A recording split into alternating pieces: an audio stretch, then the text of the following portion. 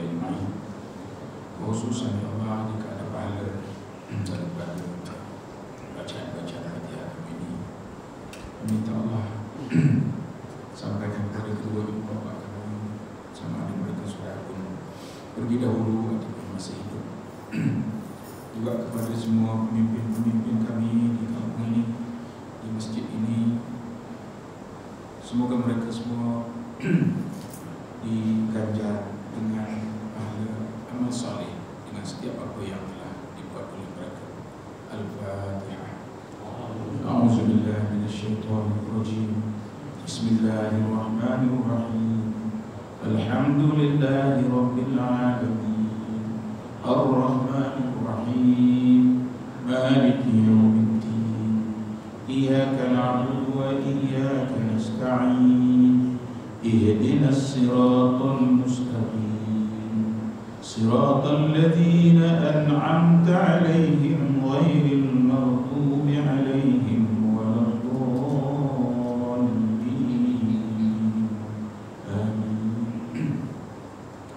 Bismillahirrahmanirrahim. Assalamualaikum warahmatullahi wabarakatuh. Alhamdulillahi rabbil alamin. Wa bihi nasta'in ala umuri dunya waddin. Asyhadu an la ilaha illallah wahdahu la syarika lah. Wa asyhadu anna Muhammadan abduhu wa rasuluh. Allahumma salli ala sayyidina Muhammad wa ala alihi wa sahbihi ajma'in.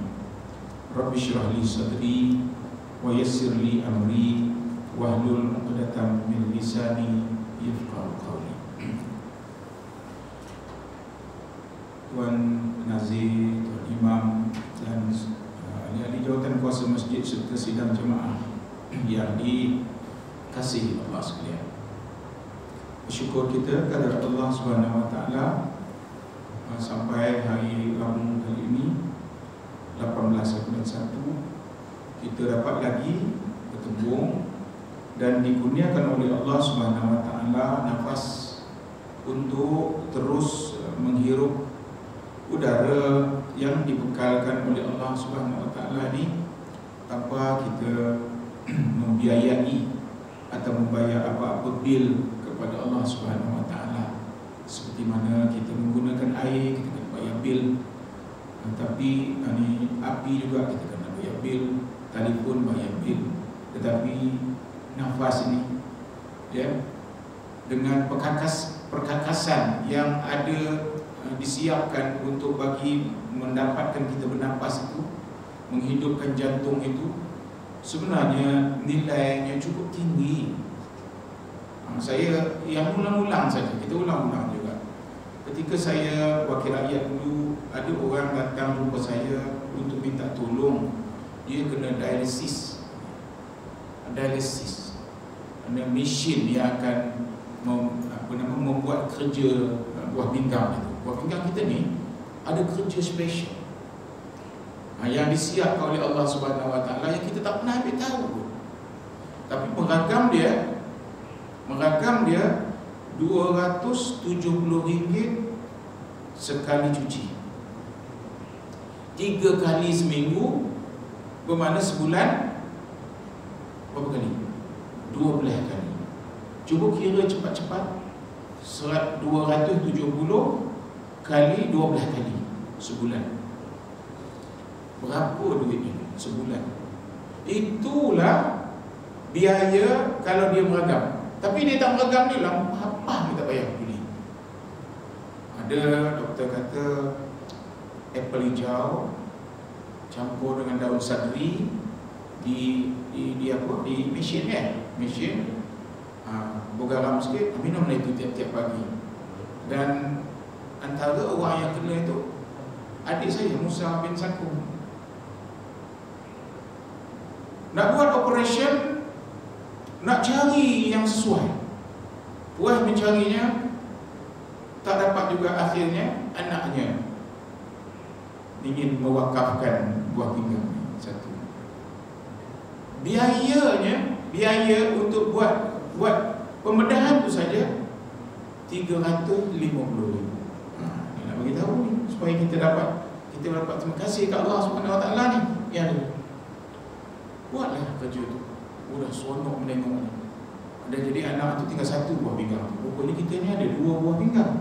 Satu tu yang pakai, satu tu spare. Jadi budak itu dah tak ada spare ni. Jadi bila udah pindahkan saja seminggu je. Seminggu je tu udah ketawa. Seminggu udah makan seafood. Si Musa almarhum. Sekali lepas makan seafood malam ni, besok muka tu biru. Rupanya serangan datang di sini pula. Di apa namanya? Paru-paru. Kuman masuk paru-paru. Terus bawa hospital. Satu malam je, esok meninggal. Tengok ikhtiar dah ada, duit dah ada, dah ganti anak punya, dah semua siap. Tapi apa jadi? Kalau Allah tidak nak izinkan, kalau umur kita dah sampai, bukan main. Menengok bila masuk aja dia punya buah pinggang anak aja tu, anak umur 39, 40. Bukan main dah. Nampak dia pun segak dah. Itulah apabila kita kata, artinya kalau kita nak berbayar lah, mesin yang namanya buah pinggang ni nak berbayar lah. Masa tak tahu sepanjang umur kita tu, kalau sebulan 3,000 lah. Sebulan 3,000, setahun 3 kali 12. 3 kali 12 berapa tu? 360,000 kan? Panjanglah kiranya. 10 tahun. Kalau kita hidup 70 tahun, cuba kira hutang yang kita bayar kepada Allah. Tak payah usik-usik buat pinggang. Hello. Berpegang pun tak perlu, tak payah. Tak pernah kata terima kasih buat pinggang ni, tak ada. Sebab kita tak mengambil indah. Baik, itu buah pinggang. Jantung ini bukan 300,000 harganya kalau rosak. Doktor tu saja nak mengajarnya dia dengan mesin-mesinnya tu semua sekali. Tuhan yang tahu harga ni jantung ni. Yang ini, yang berfikir ni, yang menyebabkan kita boleh mendengar, mata boleh kita melihat ni dalam fikir, dengar, masuk, terus dia berjalan, menjadikan orang tu kaya benar, menjadikan orang tu rajin benar, motivasikan orang dan sebagainya. Tak tahu pula berapa nilainya. Bermakna jangan buat main-main kita ni. Mahal harga kita ni Allah buat. Laqad khalaqnal insan fi ahsani taqwim. Allah kata aku cipta manusia dengan sebaik-baik kejadian. Aku cipta. Ciptaan Allah kita ni, made in Allah. Sebaik-baik kejadian. Macam mana tak sebaik-baik kejadian? Otaknya tu saja boleh, kalau kita tengok kalau kita tengok dalam Mekah tu je lah ya, kita tengok Mekah tu dalam video tu, orang ramai tu keliling. Bangunannya ramai besar. Menengok itu, ya Allah, kita tengok macam semua. Tapi semua bangunan-bangunan itu dicipta, dibuat oleh. Dan jam besar itu direka bentuk, arkiteknya lah orang Malaysia. Yang bangunan jam besar itu, reka bentuk itu dibuat oleh arkitek daripada Malaysia, Muslim Malaysia. Itulah bekalan yang Allah kasih kat kita, sehingga kita kadang-kadang kita jadi hairan macam mana orang boleh tak terima kasih dengan Allah Subhanahu Wa Taala. Bagaimana nak terima kasih dengan Allah Subhanahu Wa Taala? Mengucaplah 2 kalimah syahadat. Kan kita hadis dah baca yang kita lalu, ucap 2 kalimah syahadat.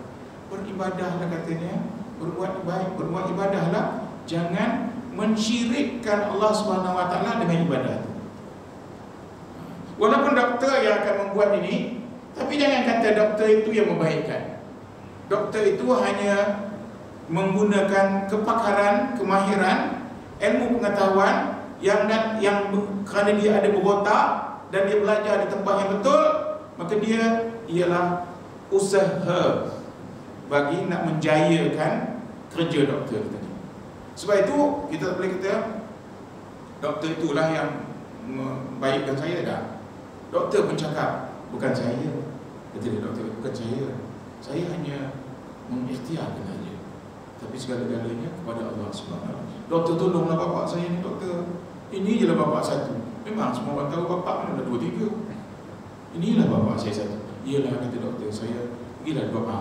Saya akan buat kerja saya, buat pergi doa semayang hajat dan sebagainya. Malam-malam semayang sunat tahajud. Bagi nak menentukan supaya preparation dan sebagainya itu berjaya dulu.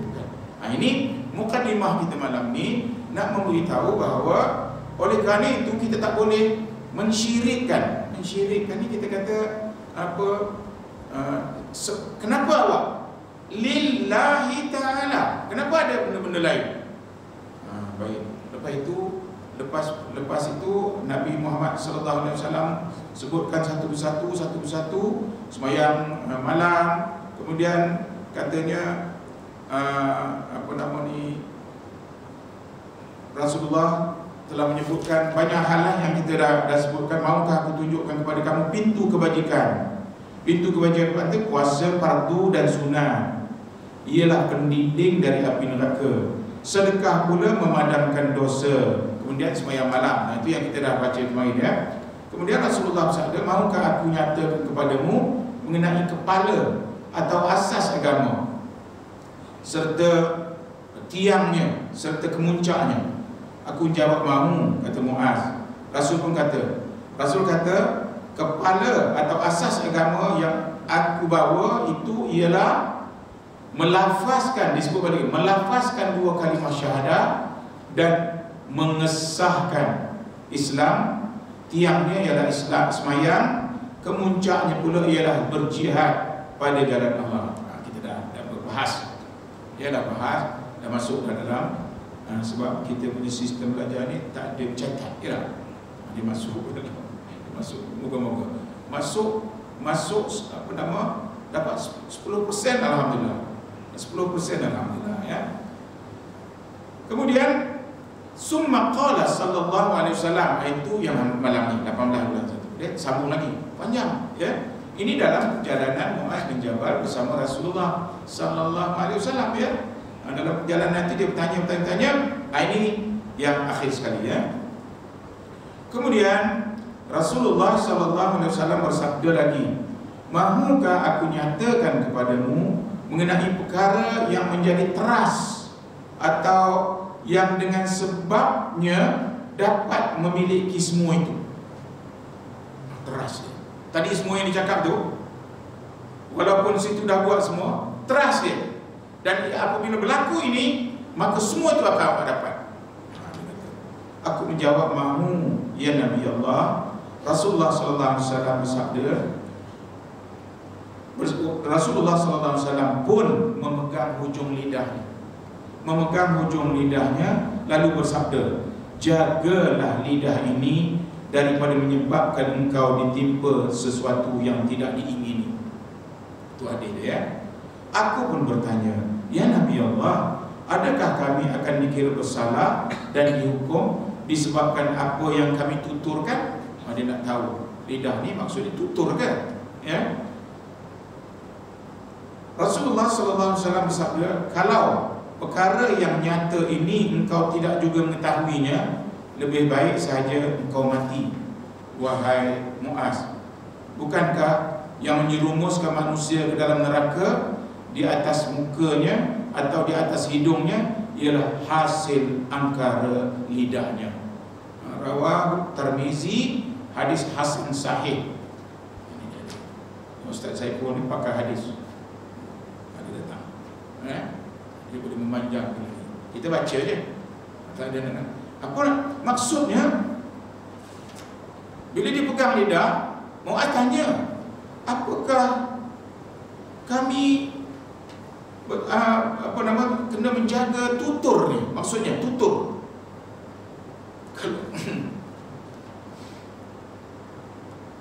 Kalau perkara yang nyata ini, aku dah tunjuk lidah ni, maksudnya kata nyata, engkau tidak juga faham, lebih baik sahaja engkau mati. 6-0 cakap itu. Tak faham juga, baik mati. Maksudnya Bukankah yang menjerumuskan manusia ke dalam neraka di atas mukanya atau hidungnya ialah hasil angkara lidah? Ini kita nak, saya membahasnya macam ini. Tuan-tuan kan membahasnya macam-macam. Tuan-tuan boleh bahas apa saja berkaitan dengan lidah. Kenapa lidah ini dia boleh naikkan semangat orang. Dia boleh menyebabkan orang kaya mau bersedekah. Lidah ni kena pandai dia menggunakan ni. Dia boleh memotivasi budak-budak nak ambil peksa.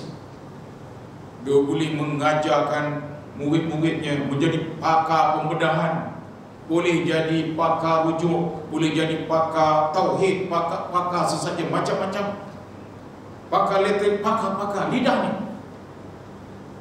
Sebenarnya itu yang dipanggil kunci. Kalau dia bersyarat, Soekarno tu kata, bagi saya 10 pemuda akan saya goncang dunia ni. Itu kata dia, lidahnya tu.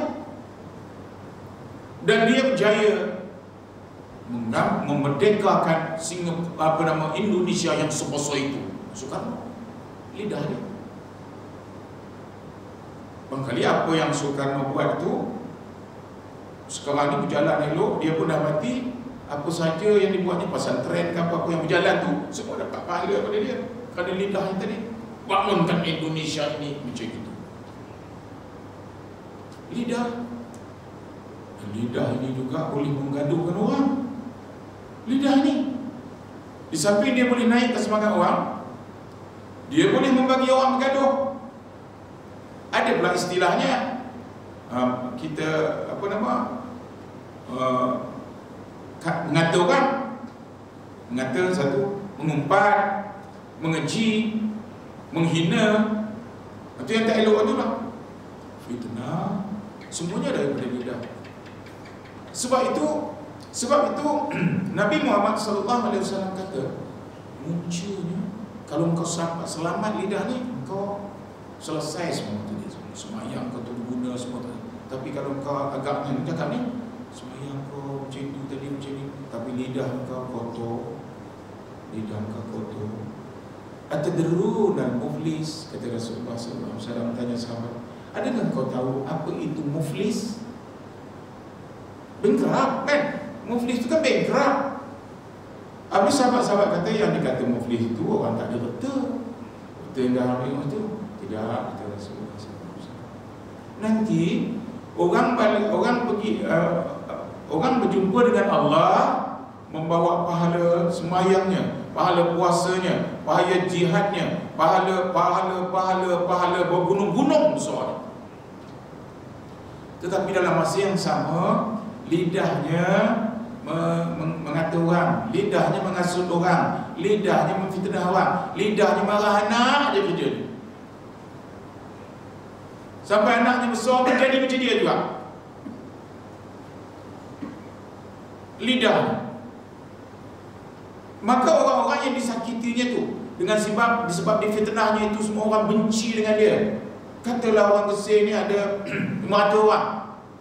Dengan sebab fitnah itu 100 orang aja yang percaya dengan dia. 400 tak percaya. Bila orang tu tak percaya, siapa punya asal? Asal lidah semula. Maka setiap orang menuntut, maka pahala yang gunung tadi mula sesurut. Kerana bagi orang ni punya 400 orang, 400 dia tuntut.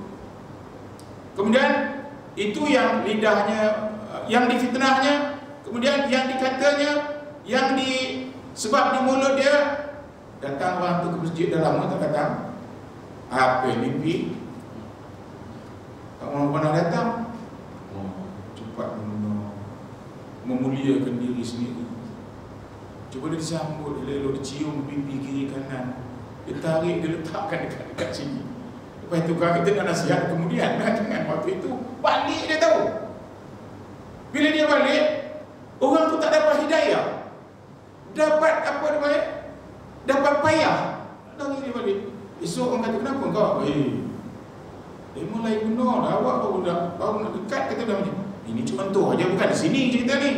Contoh aja bagaimana lidah ni berperanan naikkan semangat atau menghancurkan. Ini bila orang ni nuntut pula. Menuntut pahala. Habis pahala tu dituntut orang. Membunuhlah dia tangannya, menyepak oranglah dia, menipu oranglah dia, berhutanglah dia, macam-macam, tutup. Habis. Bila habis, muflis lah tu dah. Tapi orang menuntut ada lagi. Maka apa jadi? Dosa orang tu transfer kepada dia. Ini muflis yang Nabi ingatkan. Takutlah oleh kamu, kerana inilah muflis. Angkara apa? Termasuk angkara lidah juga. Kerana dosa yang paling banyak ialah lidah. Kerana lidah ni sangat mulia. Kalau kita belajar ilmu tajwid, ya, alif tu tang mana kat lidah? Lam tu tang mana kat lidah? Ha tu tang mana? Dah jadi Allah. Tu lilin lidah. Mim tu tang mana dekat lidah? Ha tu kat mana? Ha. Pangkal lidah. Ha. Mim, dal, Muhammad sallallahu alaihi wasallam. Semua ada tempat di lidah. Mulia betul lidah. Tapi kadang-kadang orang langsung tak jaga sebab peri juga tu. Pasal peri. Ya, pasal peri. Ada budak nak sekolah misalnya, nampak lembam sikit. Tak ada dibagi semangat. Lidah tu juga menyakitkan. Budak tu dah besar sudah teringat. Ada orang dulu kata, engkau ni bodoh, engkau ni bangang. Memang tak boleh pandai langsung. Itu diingatnya, memang dia tak nak sekolah dah. Jadi bila dia tak sekolah tu kerana di lidah itu, sedialah lidah itu membayar dengan amalnya. Sebab itu amal kena banyak. Balik semula kepada apa yang kita sebut selalu. Janganlah lupa amal-amal yang tadi disebutnya. Apa yang puasa sunat, puasa wajib dari sedekah, itulah amal-amal yang akan menyebabkan lidah kita bersyarahlah kita mengajak orang supaya menjadi orang-orang yang sentiasa memotivasi kata orang.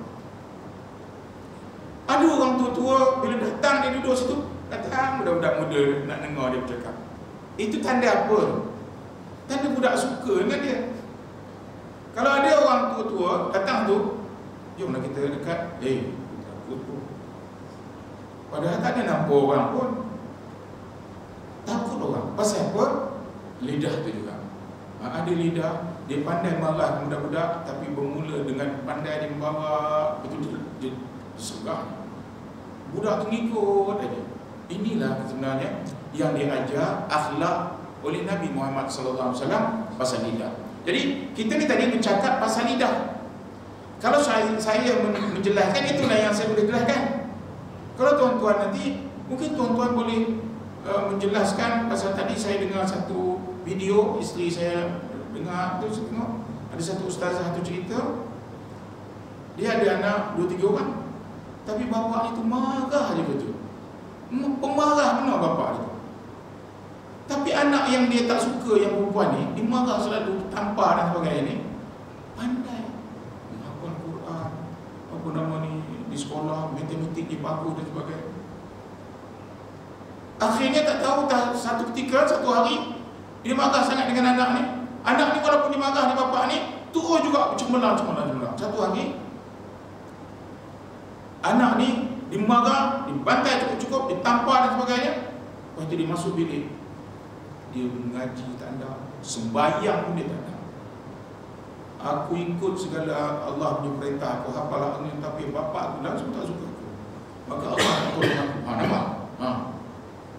Lidah juga tu. Bermula dengan lidah lah. Jadi apa cerita bapa ni? Selama ini tadi maknya lah yang memujuk dia, naikkan semangat dia, mak dia. Itu tetap buat apa dia? Itu dah terlambat macam tu. Anak dia nak masuk Kristian pula dah. Apa saya dia perangai ayah yang garang. Jadi kalau kita garang dengan anak, itu perlulah kita baiki. Macam saya cerita dulu kan, masa saya belum jadi ustaz. bila saya masuk kursus di Kolej Islam, menangislah saya bila dia menceritakan macam mana sebenarnya sepatutnya kita mendidik anak dan sebagainya. Kita kasar, budak-budak akan dapat anak, kita rotan dia, berbirat-birat belakang. Balik rumah lepas kursus, dia tengah tidur, dibuka belakang tu dengan air mata dulu, ambil minyak sapu lah belakang. Mujuk kita masuk kursus. Kalau tidak kita terus perangai macam itu, tak apa jadi anak kita. Ini terjadi kat diri saya sebelum saya masuk kursus jadi guru di Kolej Islam 3 tahun, kemudian di UPSI 3 tahun.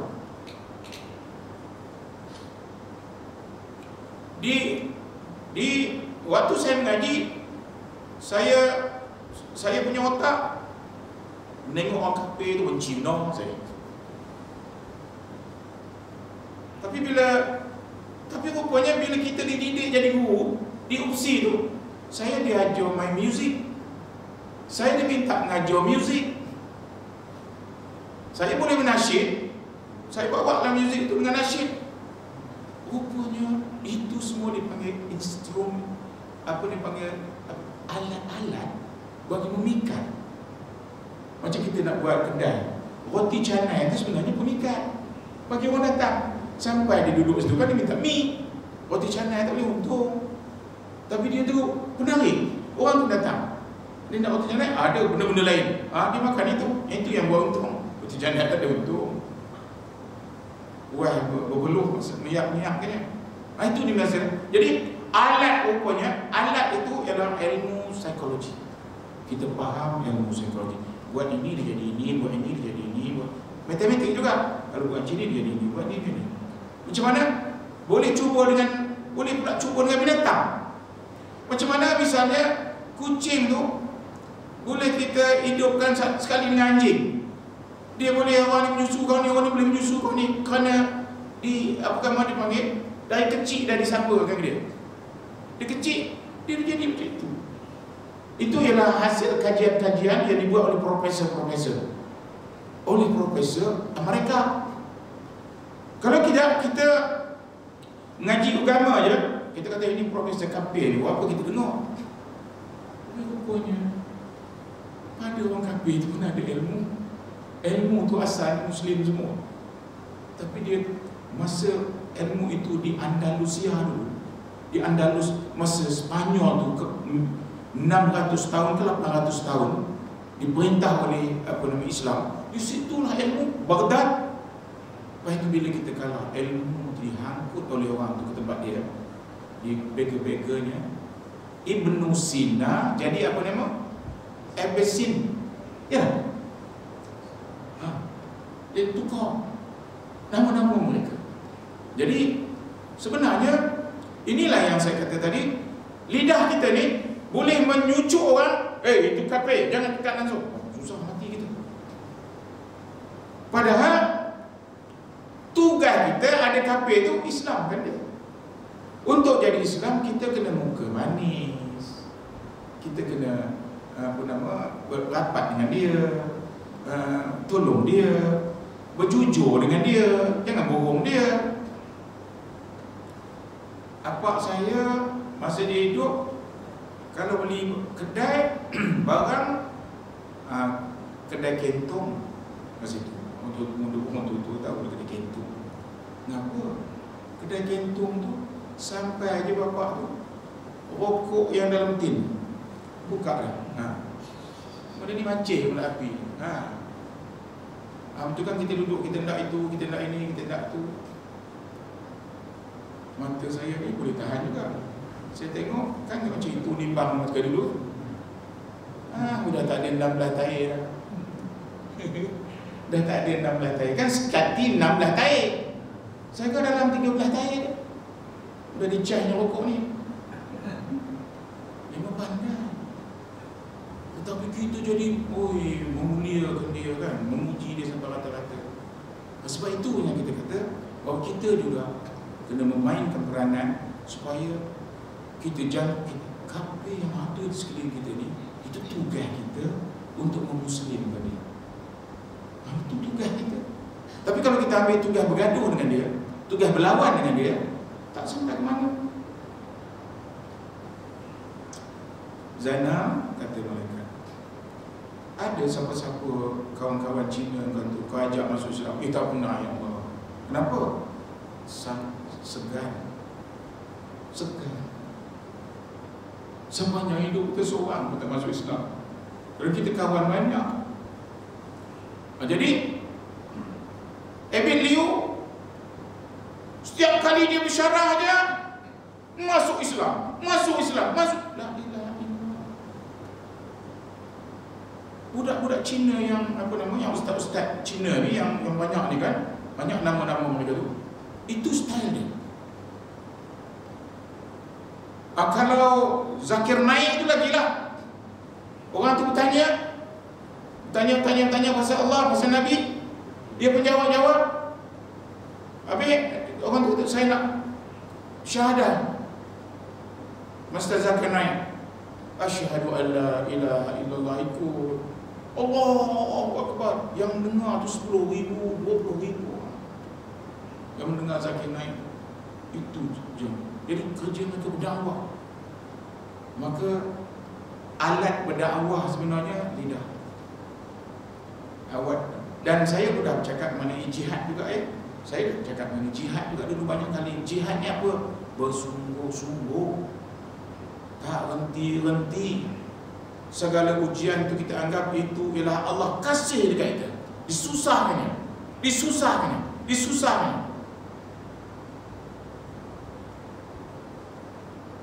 Meninggal Sayyidatina Khadijah, meninggal Abu Talib, disusahkan oleh Allah Subhanahu wa taala Nabi Muhammad sallallahu alaihi wasallam. Diangkat dia ke langit Isra Mi'raj dia. Dirajak dari dekat. Isra Mi'raj. Dibawa dia melawat syurga, neraka. Tengok, ini kebesaran aku. Yang orang-orang tu buat dekat engkau tu kecil. Tak ada apa bandingan kuasa aku. Kalau aku nak lutu dia orang tu, macam itu je, hancur semua sekali. Tapi bukan itu sebenarnya nak diajar. Apa yang nak diajar? Kental, degil, bersungguh. Dan bila ada masalah, bincang macam mana nak selesai. Itulah sebenarnya tanggungjawab kita. Maka alatnya lidah. Nak ngajak orang bersedekah, lidah. Lidah kita macam mana nampak Nazir dengan Jawatankuasa sedang dalam kempen nak meramaikan jemaah. Nazir kata baru ni saya balik pada 11 bulan semalam kan, katanya subuh berapa bulan tu rekod 55 orang. Allah. Kenapa jadi macam tu? Bermakna semua orang bertindak. Bawa anak, bawa menantu. Hari itu kan menantu ada balik cuti. Itu jadi 15 orang, 55 orang tu. Kalau semua orang bersifat macam itu, nak tidur ni bagi tahu lah, jangan esok nak bagi tahu terus bangkit, jom semayang. Tak boleh macam itu. Kebetulan kau ada hari ni, jom pergi masjid esok subuh. Kita pergi sama-sama dia pun malu-malu Allah ikut Puan tu ngajak, jangan main lah. Kejap petang dia khabar gitu. So ini kempen. Nama pun kempen. Biasa kita bila kempen ni bila raya lah kita tahu kan. Padahal kempen ni ngajak orang semayang pun kempen. Istilahnya kempen. Tapi kita kata dakwah tak? Dakwah. Tapi tugas dakwah tu kempen lah. Itu nak kena jelas dekat kita ni. Kempen. Semua orang bertindak. Bila Nabi Muhammad SAW wafat saja, sahabat-sahabat berduyun-duyun. Bukan masuk dalam kubur Nabi, ikut dia. Tidak. Gerak seluruh dunia mengajak orang masuk Islam. La ilaha illallah. Turki, ada yang Turki. Abu Ayyub Al-Ansari ke Turki, mati di sana. Yang ke China. Saya dapat khabar di Pekanbaru ada satu gunung, ada satu bukit yang ada tapak-tapak ada sahabat Nabi dikuburkan situ. Saya baru di bukit, ada sahabat Nabi meninggal di bukit itu. Dan bangkai kapal tu ada kat situ. Dia orang tengah membuat kajian sekarang, bukunya akan keluar. Ini dibuat oleh sarjana-sarjana di Bukit Tinggi itu. Jadi maksudnya betapa dia patutlah Islam. Dia bukan diam di sana. Dia diam di sana. Yang diam di sana Imam Malik namanya. Punya hormat dengan Nabi, tak pakai selipar dah. Kerana bumi ini Nabi kat bawah, dia dah berjalan tak pakai selipar. Macam itu dia hormat dengan Nabi. Dia duduk situ, yang lain semua keluar. Oh, ibu-ibu keluar semua. Cuma 3/4 dunia orang masuk Islam. Lepas itu jatuh sikit. Itulah kerja lidah, yang kalau semua orang jalankan tanggungjawabnya dengan kebolehan masing-masing, dengan taraf masing-masing, boleh mempengaruhi orang besar, boleh mempengaruhi kecil, orang kecil. Tapi kita mari mengajak diri kita untuk menggunakan lidah ini sebaik-baiknya. Semoga Allah Subhanahu Wa Taala akan memberi taufik, hidayah kepada kita, agar kita menjadi orang yang berjihad sungguh-sungguh. Dan tadinya Nabi kata kalau kau tak faham juga Muaz, mati lagi baik. Oh, itu keras bahasa. Artinya segala-galanya itu akan ditentukan oleh lidah. Kerana yang semayang itu lidah, ya. Yang puasa itu niatnya, semuanya lidah. Semua kerja-kerja baik itu memerlukan lidah. Maka lidah ini nampaknya, dan yang memegang lidah itu ialah dinamakan mulut ini yang memegang, sehingga kan senyum itu pun sedekah. Jadi kalau kita nak memainkan peranan, lebih banyaklah senyum daripada bermasak-masak. Kerana menegur orang pun elok dengan senyum. Kalau menegur dengan, ada masa zaman saya kecil-kecil dulu, polis dia kalau bermisal itu ada dia dapat allowance. Sebab orang takut dengan polis itu. Oh, sekarang ni polis tu dah sahabat kan. Dulu dah, bila polis mesti begitu. Ada allowance tu. Makin tinggi. Dia orang takut. Tu polis British. Sekarang tak boleh, kalau boleh biar dia wajahnya cantik, bersih, supaya dia tu mesra dengan orang ramai. Ya. Semoga Allah Subhanahu Wa Taala taufik hidayah kepada kita, dan kita insya-Allah dapat jumpa lagi pada minggu hadapan, hari Rabu juga. Kita akan sambung lagi berkenaan dengan masih dalam bab ini juga, ya. Seorang Muslim yang sempurna Islamnya ialah yang selamat orang Islam dari lidahnya dan tangannya. Dan seorang yang berhijrah, yang sempurna hijrahnya ialah yang berhijrah dari perkara-perkara yang dilarang oleh Allah Ta'ala. Ini kita akan bahas pada minggu depan. Ajaklah ramai-ramai isteri-isteri semua datang, supaya kita dapat, kalau kita seorang rumah tu faham, susah payah juga nak nerangkan isteri. Alah, abang ni memang cakap dia. Ajak dia datang kali dia dengar terus, direct dengar daripada tuan mulut tu. Senang kita cakap, ya. Wabillahi taufiq wa hidayah. Assalamualaikum warahmatullahi wabarakatuh. Bismillahirrahmanirrahim. Wal 'ashr innal insana lafi khusr illa alladziina amanu wa 'amilus shalihat wa tawassaw bil haqq wa tawassaw bis sabr. Shadaqallahu 'azim. Wabillahi taufiq wa hidayah.